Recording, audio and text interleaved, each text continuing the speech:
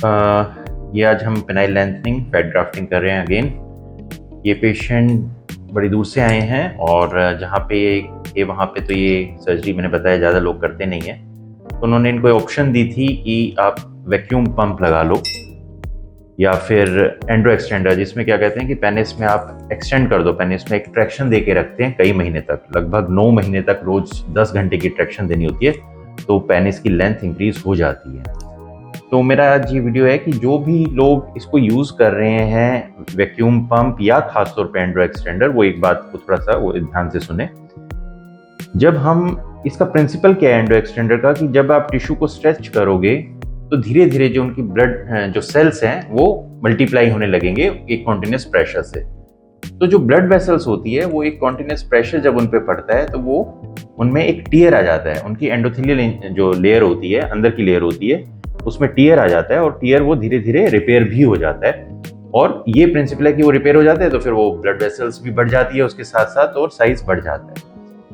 ये same principle कुछ इससे मिलता हुआ प्रिंसिपल शॉकवेव में भी होता है। वो भी इंजरी ही देती है और उस इंजरी के कारण धीरे धीरे वहां पे रिपेयर के ग्रोथ फैक्टर्स वगैरह एक्टिवेट हो जाते हैं और पेशेंट को ईडी से फायदा मिलता है ईडी के केसेस में।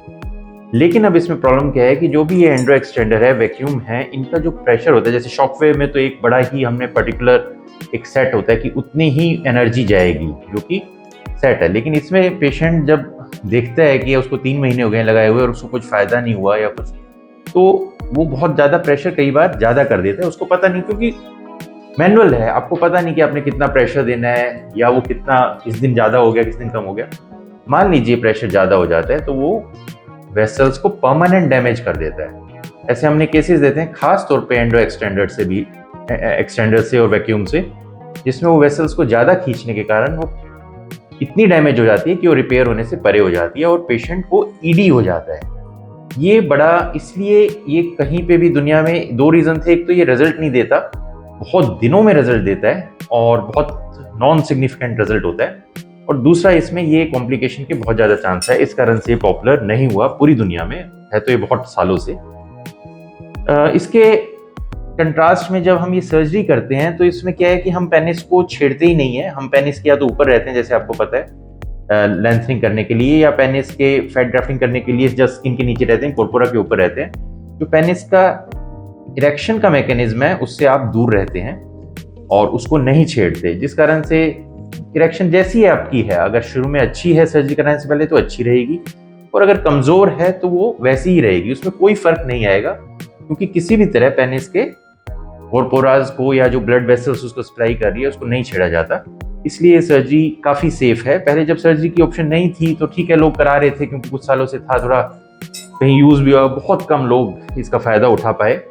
इसका एक क्रूड फॉर्म भी है। लोग क्या होते हैं, कुछ मैंने एक केस शायद दिखाया भी था, कुछ कपड़ा बांध लेते हैं और उसकी नॉट को टाइट करते चले जाते हैं पेनिस से उसकी लेंथ को बढ़ाने के लिए।